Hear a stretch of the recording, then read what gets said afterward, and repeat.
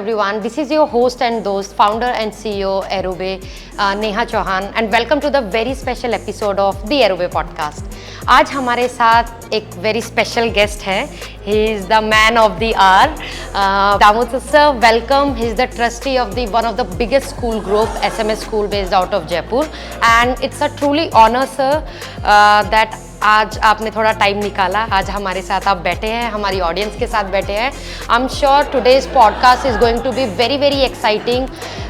We going to learn so much from sir, and not only just in the education domain but on the general perspective of life. Because हम लोग बहुत सारी बातें करते हैं about the right education, right society, right future of India, but what exactly all of this thing means. Damodar sir, thank you so much for taking your time out. How are you feeling today, sir? I am feeling quite comfortable and energized sitting with the many educators. So I feel that it is a right occasion to talk about education. Right.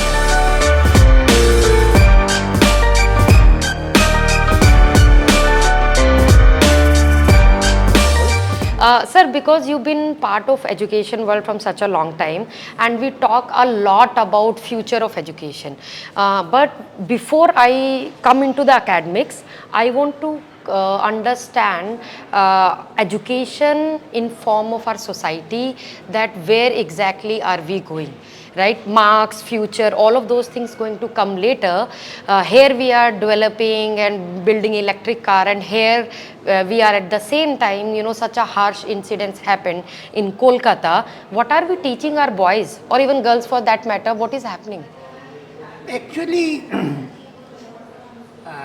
this education world is quite confusing. In India, still we are engaged in providing the literacy, not education. Right. Literacy is just to literate them to read and write and speak. Whereas education is transfer of knowledge. So we are transferring the knowledge also to them. Right.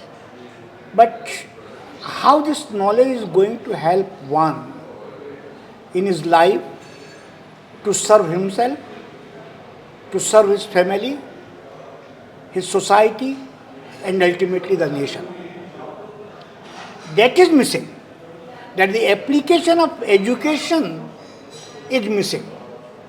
Just we are educating them by transferring the knowledge that Right. what is there in biology, what is photosynthesis, what is mathematics, what is commerce, what is humanities. But we have never taught them that what is the life as a whole, how to deal with the situations. So that is why all these kind of things are happening. And in the era when we are progressing so much, we are we have already put our feet on the moon, and we are trying to put our feet on the Mars, and we are going every day one step ahead. But still we are practically living in that kind of world which I should not hesitate in saying that the world where the education is completely missing. It is not being seen practically. So that is the difficulty which I feel. Right. And sir, are we taking enough steps as a society? Are we taking enough step to so that things like this won't happen, or is there no ending to it?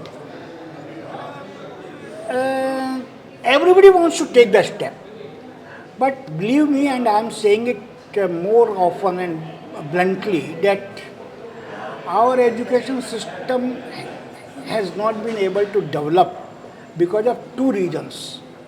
Number one, government institutions has been politicized. All the government institutions are just managed politically or for political purpose, and the private institutions has been institutionalized. I was just speaking that where is the opportunity for innovation? If I have to, even in this new NCF, if you have come across, the the makers of this new NCF had even ventured to prescribe the timetable. Right. So where is the opportunity? Where now that it has been proposed that in class 10th you have to appear in 7 subjects examination, and in class 12th you have to appear for 10 subjects. Then where is the opportunity and where is the time left to understand the life in practical way? So our system has been so structured that nobody can, no, not a single person can leave the room and not a single person can enter in the room. Whatever we have fixed, you have to be in that static position. So that is the biggest difficulty with our education system, and which is hampering, I should say, the growth of the education. Ultimately, not able to make we are not able to create good human. Right. We are teaching human, but we are not creating good human. Right. That is the position according to my analysis. You're absolutely right, sir. We are creating these robots, these money-making Yes. people, but we are not teaching them the basic ethics of life. Yes. Right? Sir, do you see any hope for our future generation? People say they have such a shorter time span, attention span, or या they don't respect their elder, या फिर उनको एक traditional career में नहीं जाना है. Are we on a right path? I should say not at all. Right. Why? I will tell about myself. मैंने अपनी ज़िंदगी का पहला English letter A Yes. Class 6 में पढ़ा था. Wow. 6th में. क्लास 6 में. और मैंने ग्रेजुएशन किया था विद गुड सेकेंड डिवीजन. ठीक है. I have not scored 90%, 95%. तो हमारी लाइफ का ऑब्जेक्टिव और हमारा एम ये था कि हमें लाइफ में जो कुछ सीखा है वो कुछ उसके लिए हमको करना है. अभी हमारे लाइफ का एम क्या हो गया है कि बच्चे को 1.5 साल का होने के ऊपर स्कूल भेजना है. हाँ. और 18 साल का होने पर उसको क्लास 12th पास कर दिया. Yes. आप बड़ा अजीब सा तमाशा देखिए कि हमारी प्री प्राइमरी 3 साल की है और ग्रेजुएशन का प्रोग्राम 3 साल का है. 3 साल का दोनों. कैन इट मतलब is it a practical approach that what you want to teach in 3 years? And if you don't want to teach him the letters and numbers, then at least you teach him the manners and etiquettes and the respect for the elders, which we are not doing. We are just the pre-primary, at pre-primary level, we are just enrolling the students to make the mothers happy, to keep them free, so they can do their job, they can earn money, hire an ayah to feed the child, to take care of the child. So that cycle of the life has changed. Right. It's a very harsh truth, sir, but somebody has to say it, and you said it very well. This is the fact. I don't know why we require 3 years for pre-primary. When I can complete my graduation program in 3 years, and just to learn the numbers and the alphabets and to frame a sentence, I need to spend 3 years, and my parents has to spend lakhs of rupees on this pre-primary education. It is something amazing and surprising. Right. That is the basic defect, and Right. nobody is going to address it. Yeah, they don't address it. They don't address They try to put it that no, we are sending it for the sake of child's good, but maybe something else is happening, as you clearly mentioned. Really, this is the reality. Right. Sir, education, the way we are seeing it, so much of technology is coming into the role. And like just you mentioned, जब आप पढ़ाई करते थे, आपने 6th में पहला alphabet सीखा, उस टाइम पे nowadays technology is helping, of course, but it's taking, I mean, there's a continuous argument about it. We are not sure which side is right. They say they are taking so many things away from the child, like basic thing, for example, they don't learn how to write anymore. That writing practice used to be there because keypads and the phone and everything come out. What are your takes on it? Your question is very interesting, and I will make it more interesting. My answer which will be more interesting. That in our life now we have started outsourcing everything. Yes. Now all this technology, AI and all these things are just outsourced system. So where is the involvement of the man? Where is the involvement of the human? Now even to conceive a child and to deliver a baby, it is also outsourced by way of IVF and IVF, yes. and these things. So now we have started looking for our comfort. We don't want to take pain, and without pain, I don't think that we can gain anything. May it be education, may it be business, may it be family, may it be anything. So that system has to be cracked. That system has to be changed. It is most important thing. That now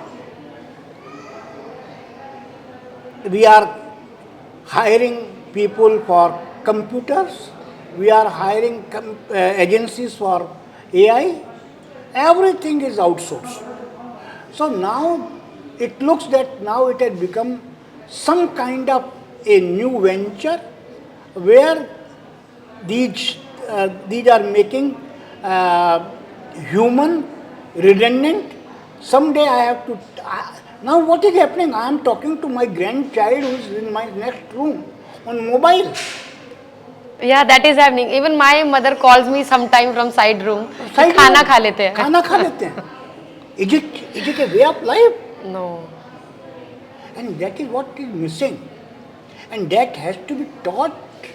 That has not to be taught, that has to be made experienced. Until unless I don't experience the affection of my mother, I will never have respect for her. If my mother don't experience the affection for me, she will never give me that kind of love which I deserve. Exactly और sir ये क्यों है क्योंकि हम लोग waste से बहुत ज़्यादा इन्फ्लुएंस होते हैं जैसे वेस्ट में ये कल्चर है you know that 14-15-year-old kid they live alone and they don't need to stay with them तो धीरे धीरे अभी इंडिया में आ रहा है for example this new generation they don't want to get married they want to stay alone they neither they want to stay with their parents ये west का इन्फ्लुएंस है या फिर हम लोग really something is going wrong नहीं वही बात देखिए हम लोगों को कंफर्ट क्या हो गया है कि यदि बिना शादी किए हम सारे शादी के सुख भोग सकते हैं हाँ तो क्यों करनी है तो शादी क्यों करनी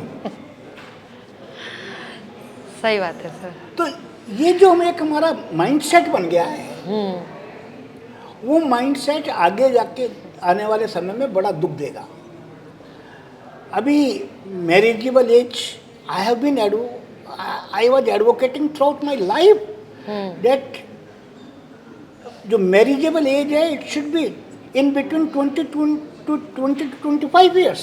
Yes. आज की तारीख में ये रही नहीं है आज की तारीख में तो बात ये करते क्यों इसके लिए एजुकेशन सिस्टम जिम्मेदार है 18 साल की उम्र में जब मैं कि आपको ये पढ़ाया ही नहीं जाता है सिखाया नहीं जाता है 18 साल की उम्र में जब मैं सेकेंडरी पास करूंगा सीनियर सेकेंडरी पास करूंगा 22 साल की एज में जब मैं ग्रेजुएशन करूंगा 25 साल की एज में जब मैं पोस्ट ग्रेजुएशन करूंगा 30 साल की एज में जब मैं किसी प्रोफेशन के लायक हूँगा तब मैं जाके शादी की बात और गृहस्थी की बात सोचूंगा I did my graduation when I was 18 years Wow. I entered in my business when I was 19 years. And I got married when I was 21 years. Because I was ready to support my family. I was ready to take care of my family. आज आपने पंगु बना दिया इंसान को हाँ, कि 25 साल के पहले तो बेटा तू कमाने की सोचे ही मत, इसलिए ये सारा सिस्टम कोलैप्स हो रहा है।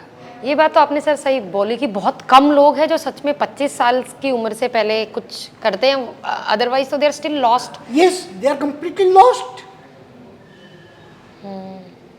हमारा बिजनेस है जवाहरात का। I have a grandson who is studying in class 8th। I have made him very clear कि बेटा तुम क्लास 12th पास करके नगीने छांटना सीखो, नगीने देखना सीखो, प्रोसेसिंग करना सीखो, बिजनेस करना सीखो। हाँ सर, शायद उसी को ही एक्सपीरियंशियल लर्निंग उसी को बोलते हैं, experiential जो learning। लोग समझ नहीं पा रहे हैं। जो लोग समझ नहीं पा रहे हैं अभी एक्सपीरियंशियल लर्निंग को थ्योरेटिकल एक्सपीरियंशियल लर्निंग। हाँ, जब हम अपने व्यापार करना सीखा था तो हम कपड़े का व्यापार करना नहीं सीखते थे, हम अनाज का व्यापार करना नहीं सीखते थे, हम सोने चांदी का व्यापार करना नहीं सीखते थे। हम व्यापार करना सीखते थे ताकि किसी भी चीज का व्यापार कर सके, किसी भी चीज का कर सके। अभी हम क्या कह रहे हैं कि नहीं, तुमने बायोलॉजी पढ़ी है तो तुमको या तो डॉक्टर बनना है या नर्सिंग में जाना है या फार्मासिकल में जाना है। तो आपने खुद ने बाउंड्रीज को बहुत छोटा कर दिया है। और यही हमें कहीं ना कहीं रोड ब्लॉक क्रिएट कर रहा है। यही रोड ब्लॉक क्रिएट कर रहा है। जो हम हमेशा बात करते हैं कि हर साल इंडिया में 10-12 लाख इंजीनियर ग्रेजुएट होते हैं, हार्डली 1 लाख को जॉब्स मिलती है, शायद रीज़न भी तो यही है। मैं हर साल करीब 300-400 लोगों का इंटरव्यू करता हूँ जॉब के लिए, टीचर्स के लिए। सरप्राइजिंग बात यह है कि जो बीटेक एमटेक किए हुए लोग जिनके माँ बाप ने लाखों रुपया उन पर खर्च कर दिया इस एक्सपेक्टेशन में कि वो एक अच्छे इंजीनियर बनेंगे, अच्छे कंप्यूटर इंजीनियर बनेंगे, शायद बिल गेट बन जाएं या और कुछ बन जाएं, and they are coming for job for a teacher on a salary of 25,000-30,000 rupees. क्यों? कि कॉम्पिटेंसी नहीं डेवलप हुई। जो मैंने शुरू में कहा आपको, मैंने शुरुआत की लिटरेसी एजुकेशन, इसके बाद में स्किल डेवलपमेंट, इसके बाद में competence development, application of education, वो सारे एवेन्यूज हमने बंद कर दिए क्योंकि हमने पूरी एजुकेशन को इतना स्ट्रक्चर्ड कर दिया है कि नहीं, आपके लिए खाली ये रोड है, इसके ऊपर आपको चलना है, you can not move left right, you have to go straight on this road. That is the biggest difficulty. That's why sir शायद आपके 8th क्लास में जो ग्रैंड चाइल्ड है शायद उसके पास आज की डेट में ज़्यादा स्किल हो rather than जो एक बीटेक करके उस बिजनेस में घुसना चाहता है। Yes. तो वो ऑन ग्राउंड लर्निंग होना तो बहुत ज़रूरी है। पहले आपको you are a young girl, शायद एक लड़की जब 14 साल की 15 साल की होती थी तो किचन में काम कराते थे, उससे कराते थे। हाँ, उसको मदद सिखाती थी सब्जी कैसे पकाना है। अभी हमने क्या कर लिया कि न तो मदर को खाना बनाना है, न बेटी को खाना बनाना है, और हमें आउटसोर्स करके जोमेटो से स्विगी से मंगाना है, और फिर हेल्थ इशू हो रहा है। फिर हम ब्लेम करते हैं हमारी फूड इंडस्ट्री को कि वो बर्गर खिलाते हैं, वो बर्गर खिलाती है। हम ब्लेम करते हैं वेस्टर्न कंट्रीज को कि ये फास्ट फूड आ गया। ये एक समस्या है कि ये एक नेवर एंडिंग साइकिल है जो शुरुआत जिसकी हमसे ही हो रही है और इसका जवाब हम कहीं और से शायद ढूंढने की कोशिश कर रहे हैं, पर एट द एंड सारे रूट्स बैक टू हमारे घर, हमारे एजुकेशन सिस्टम, अपनी आसपास की चीज़ों से जुड़ा है। देखिए, हमने बचपन में पढ़ा था, बचपन में सीखा था कि सबसे बड़ी टीचर घर में माँ है। आज माँ बच्चे की गुरु है ही नहीं, क्योंकि वो बच्चे को 2 साल का होने कर स्कूल भेजना चाहती है। माँ घर पे आने के बाद में अपने मोबाइल पे या अपने सोशल मीडिया पे एंगेज हो जाती है, एंगेज रहती है। तो बच्चे को कभी वो लर्निंग वो बच्चे को कभी उसने शिक्षा दी नहीं ना। तो हमारा जो सोशल फाइबर है वो चेंज हो गया है। जब सोशल फाइबर ही हमारा चेंज हो गया है तो हम किस चीज़ की बात करना चाह रहे हैं? हम सिर्फ रोबोट बनाना चाहते हैं, रोबोट बनाते रहिए और आप खुश होते रहिए। राइट, बहुत इम्पॉर्टेंट पॉइंट आपने टच बेस किया है सर, कि अगर बच्चों को बचपन से ही वो नर्चर नहीं मिलेगा तो वो भागेंगे, फिर उल्टे सीधे चीज़ों की तरफ भागेंगे, गलत हैबिट्स उनको पड़ेंगी और जो चीज़ शायद करना चाहिए, जो बिहेवियर, वो कभी बिल्डअप ही नहीं हो पाएगा। नहीं होता, नहीं होगा, Right. कभी नहीं होगा। राइट सर, आपका अगर हम कंपैरिजन करें करंटली इंडिया का जो स्टेट है एज़ कम्पेयर टू जो अपने फॉरेन लैंड है, चाइना की मैं बात नहीं करूँगी क्योंकि चाइना बहुत एडवांस स्टेज पे है, वहाँ पे बहुत सारी चीज़ें बन रही है, बट क्लोज टू जैसे यूके हो गया, यूएस हो गया, और भी जो फॉरेन कंट्री अपने जो अपने मिडल ईस्टर्न रीजन हो गया, तो कंपैरेटिवली इंडियन अपॉर्चुनिटीज़ क्या उस लेवल पे पहुंच पाई हैं, या अभी भी आज की नई जनरेशन को बाहर भागना पड़ेगा पैसा कमाने के लिए? नहीं भागना पड़ेगा, क्योंकि हमारे इंडिया की जो सबसे बड़ी ताकत है वो हमारी पॉपुलेशन है। ओके। एंड हमारी यंग जनरेशन है, उसके लिए बहुत अच्छी अपॉर्चुनिटीज हमारे इंडिया में अवेलेबल है।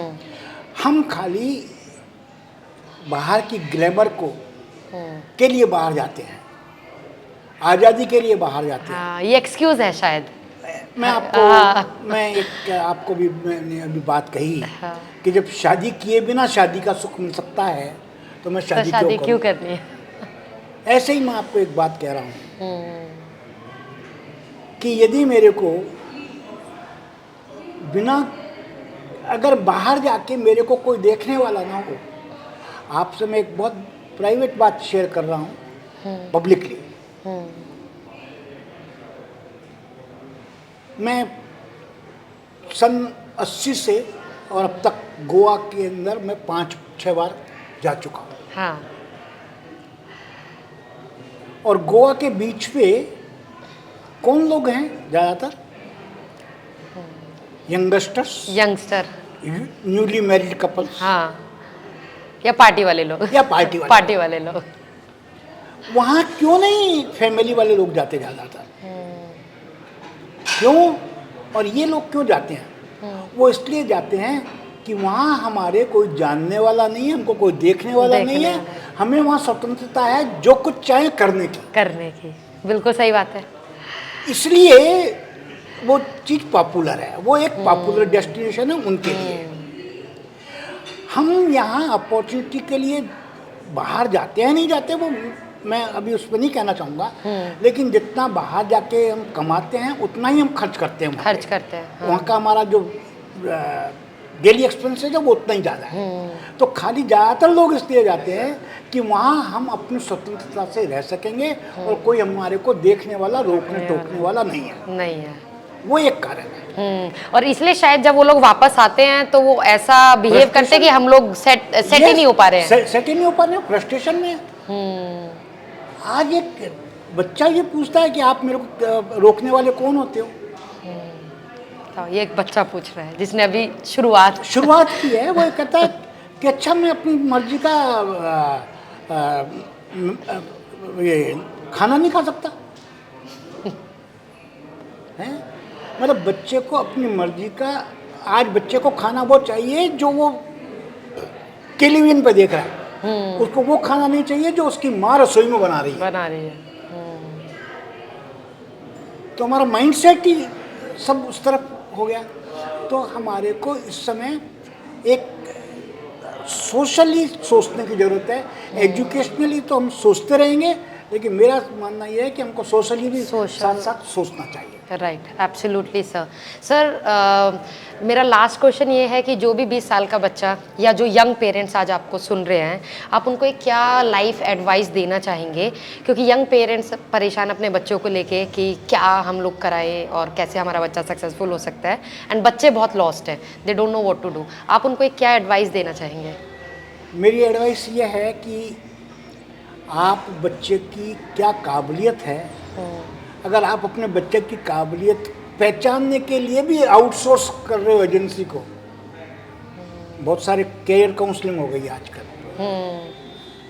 तो वो आपको गाइड कर रहे हैं कि आपके बच्चे को ये कराना चाहिए। कोई थर्ड पर्सन आके बता रहा है। थर्ड आपको बता रहा है और आप नहीं कर पा रहे हो, तो आपको आपका बच्चा जो आपके साथ में 18 साल 20 साल का है रह रहा है, उसके अंदर क्या टैलेंट है उसको आप पहचानो और उसको इस बात के लिए तैयार करो कि वो अपनी लाइफ के लिए एक प्लान ना बनाए, प्लान ABC बनाए।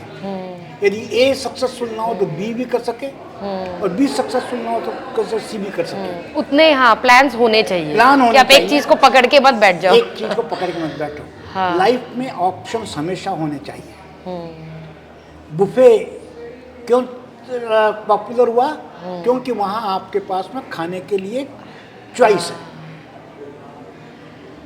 So in your life you should also have a buffet for your career also. Right. So you can choose anything whatever suits to you. That is what my message to the young parents. Right. That is a very, very wonderful message, sir. Once again, thank you so much, sir, for joining today's podcast. And I'm really hoping that आज की हमारी generation ने, younger generation ने and parents ने बहुत कुछ सीखा है, बिकॉज फर्स्ट लर्निंग अपने घर पे स्टार्ट होती है, अपनी मदर से स्टार्ट होती है, अपने फैमिली एनवायरनमेंट से स्टार्ट होती है। एंड अगर वो नर्चरिंग ठीक तरीके से हो, so no matter India, foreign, which career domain you want to go, you'll automatically become a very good human first and then be successful in your life. So on that note, thank you so much. Thank you very much. Thank you so much, sir. Thank you for your time.